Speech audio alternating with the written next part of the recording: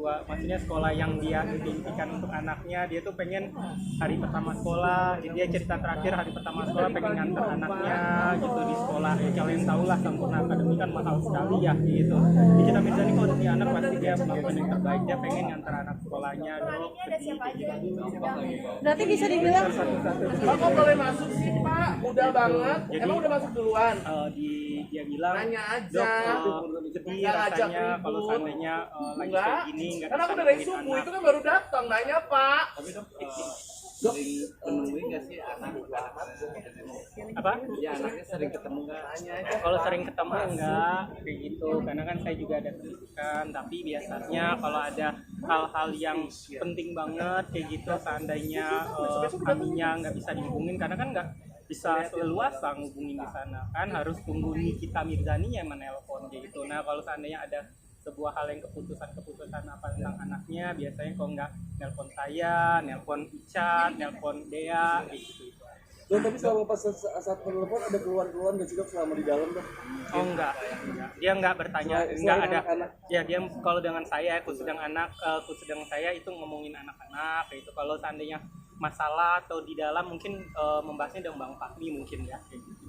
tapi anak-anak sehat dok, maksudnya kemarin kan ada yang sempat masuk rumah sakit. Iya kalau Abang, Bang Aska sehat-sehat itu, yang memang rentan agak sakit itu lebih belum stabil itu Arkana kayak gitu, karena kemarin kan lagi sakit itu pun belum sembuh total kayak gitu. Jadi Arkana sih kayak gitu yang agak lebih lemah gitu. Sakitnya apa dok kemarin diagnosanya mungkin? Nah itu kan karena saya ngerti tentang kedokteran, saya seorang dokter nggak boleh nggak ngasih tahu sakitnya apa, yang pastinya kalau nggak salah tentang pencernaan. Tapi Berarti dok selama Kaniki bisa dibilang saat ini kondisinya Kaniki sedang di dalam masa tahanan, dirimu tetap memantau anak-anaknya Kaniki ya dok? Kalau memantau sekali itu enggak, karena kan pastinya ada babysitternya kan. Tapi kalau seandainya ada sesuatu hal yang sangat penting sekali, kalau seandainya Icat ataupun Kak Dea udah nggak tahu nih mau ngambil keputusan apa, biasanya mereka udah menganggap karena saya lebih dituakan, baru mereka bertanya ke saya.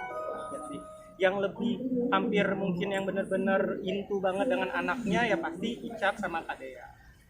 tapi untuk kondisi Arkana sekarang saat ini Masih nangis nggak dok? Masih pasti ya, namanya anak kan Nikita itu sosok ibu yang benar-benar untuk anaknya itu yang selalu, semua ibu sih pasti selalu, tapi kalau dia itu karena mungkin ya itu hartanya satu-satunya ya, jadi kalau seandainya dia lagi nggak kerja pasti dia memang full untuk anaknya. Kita lihat aja Nikita tuh hampir jarang ya nongkrong sama siapa pasti dia untuk anaknya kayak gitu. Jadi itu sebuah hal yang kadang kalau dia sedih sih kalau udah ngomongin anak karena terpisah dengan anak. Tapi sempat minta foto terbaru atau tadi liatin anak-anak perkembangannya seperti apa sih dok? Gitu. Nggak bisa karena kan kalau di sana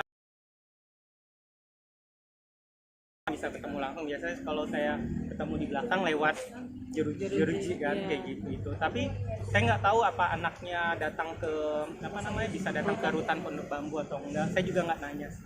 Dok, kabar Loli gimana?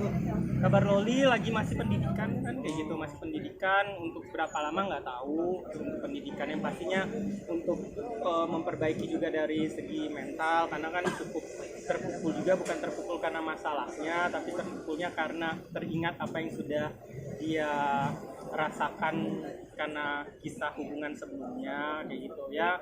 Kita lihat aja nanti setelah persidangan bagaimana nanti, apakah dia sudah selesai juga pendidikannya ataupun apa, karena di situ dia juga dikasih pendidikan, pendidikan mental, pendidikan untuk ya dari segi keilmuan. Dok, tapi Loli sendiri sempat mengutarakan nggak sih ingin maksudnya Saya ingin nggak sekali nanya kalau ketemu aminnya? karena kan nggak bisa berkomunikasi juga sama Loli. Biasanya saya nanyanya ke Bang Fahmi, karena Bang Fahmi di sebagai perwakilan dari keluarga Nikita, selain memang keluarga inti yang bisa berhubungan sama Loli secara langsung. Kalau saya ketemu berhubungan sama Loli itu pakai surat kayak gitu, karena kan Loli di sana nggak megang media sosial ataupun megang handphone, kecuali datang langsung. Jadi kalau sana ada nanya kok Loli bisa berhubungan dengan saya pakai surat, kenapa nggak pakai handphone aja? Memperbaiki semuanya gitu. Jadi ya biasanya nyuratin saya, ngasih tahu dok ayah, dia manggil saya ayah, ini Loli lagi gini dia ceritain semuanya, dia pakai surat gitu. Hampir ya 2 minggu sekali itu dia nyurat. Kapan keluarnya maksudnya surat Nggak tahu. Tapi surat secara ini maksudnya surat beneran? Benar, surat beneran. Jadi nanti surat itu dikasihin dari ibu yayasannya, kasihin ke saya, bisa waktu itu dikirim langsung ke sayanya gitu. Oke dok, tapi melihat hari ini bisa bilang menjelang persidangan sangat kondusif daripada minggu kemarin. Gimana nih dok mungkin? Ya bagus, karena ya mau gimana pun kita tetap harus menghargai tata tertib persidangan ya. Mau gimana pun dibatasin masuk itu hak persidangan, kita nggak boleh marah juga, dibatasin. Terus juga kalau seandainya ada sinyalnya memang di jumper ataupun apa, kita juga nggak bisa marah, itu hak persidangan lagi kayak gitu ya, kita ikuti aja. Oke, udah. Selalu mengingatkan nggak sih ke Kaniki bahwa jangan emosi. Langsung misal lewat wartel itu kami hampir nggak pernah ngebahas tentang persidangan, tentang masalah, nggak pernah gitu. Jadi dan saya juga di luar kapasitas saya untuk bilang Ami jangan begini, jangan begitu kayak gitu, karena pasti dia melakukan itu ada alasan khusus juga. Nggak mungkin orang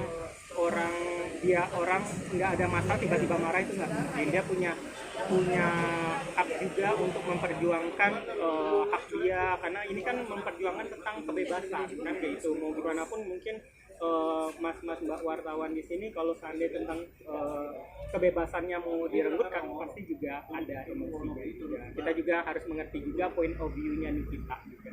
Artinya cuma nitipkan anak berarti. Ya, bukan lebih ke nitipin anak tapi cerita tentang anaknya. Kalau nitipin anaknya dia kan pasti punya keluarga besar, keluarga intinya kayak gitu. Palingan dia cerita tentang anaknya. Ya. Mungkin apa sih yang membuat Kaniki itu kuat? Ya, karena dia merasa memang dirinya tidak seperti yang dituduhkan. Jadi memang sebenarnya kalau dari awal memang dia kan, kalau kita lihat sebelum dia masuk ke penjara ataupun ke persidangan kan dia memang menunggu di pengadilan ini kan untuk membuktikan kalau dia itu tidak seperti yang dituduh. Makanya dia tetap. Ya, makasih ya. Makasih Dokter Rocky. Saya pasti mendoakan yang terbaik. Ya, makasih ya. Makasih Dokter Rocky.